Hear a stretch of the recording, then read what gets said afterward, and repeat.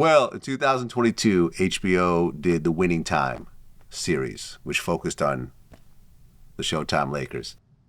Did you feel that it was an accurate depiction? No, Or it wasn't accurate at all. at One of all? the worst things, and that was so sad because they could have really did something with that. But you know what?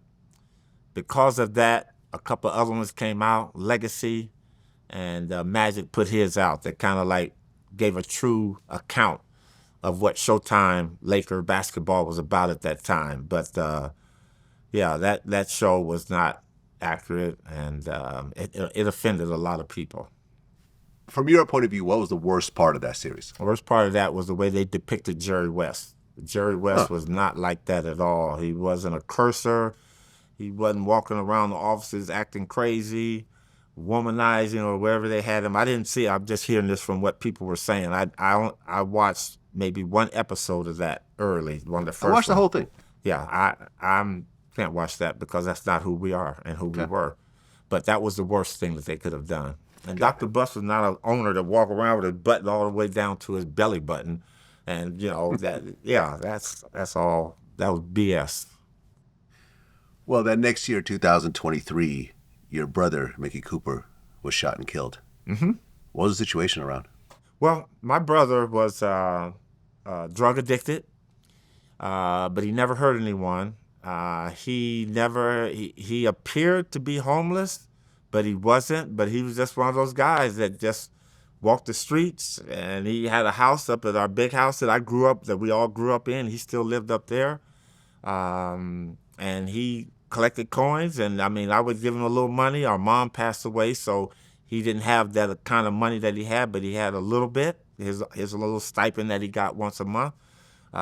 What's so funny about that, Lod, is that 2 weeks before he was murdered, he had an episode where he was passed out.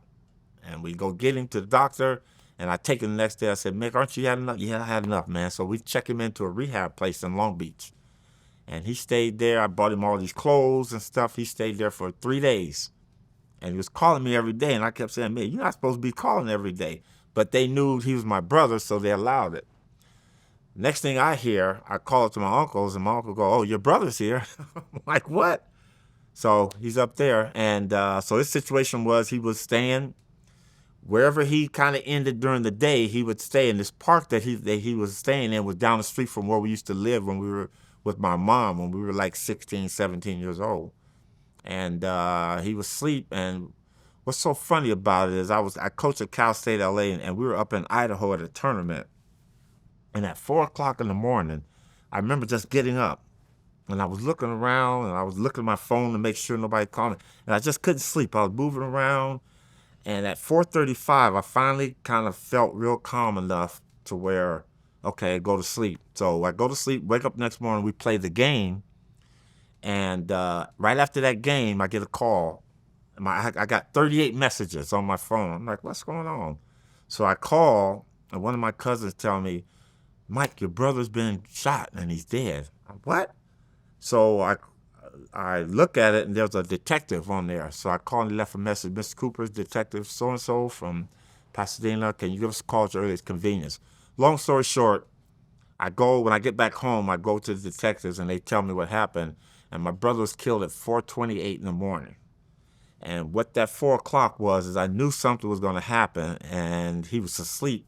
He was asleep in the park on the ground, and this kid that was just doing a whole bunch of crazy stuff 2 weeks prior to that just walked up on him and with AR-15. Damn. And they said, well, Miss Cooper was asleep, so he probably didn't even feel it. He's going. So he had folded his shoes, put his shoes together, took his socks off, and he had a blanket that he used to walk around with. That's how they were like, well, we have crime scene photos. You want to look at them? So I said, yeah.